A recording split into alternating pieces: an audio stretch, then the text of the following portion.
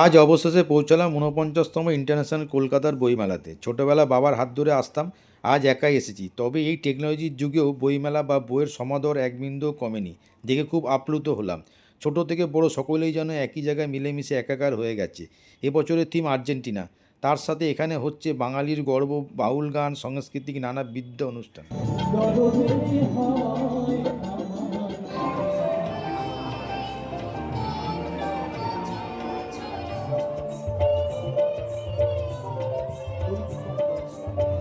আরো একবার চলো ফিরে যাই।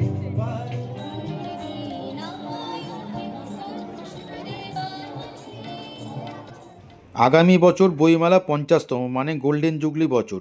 আশা করা যায় সেই জন্য আরও আকর্ষণীয় হয়ে উঠবে এই বইমেলা। যারা যারা আসতে পারোনি আজকেই চলে আসো, কারণ আজকেই বইমেলার শেষ দিন। আরও আগে শেয়ার করতে পারলে ভালো লাগতো, তবুও তোমাদের সঙ্গে শেয়ার করতে পারলাম, এটাই অনেক।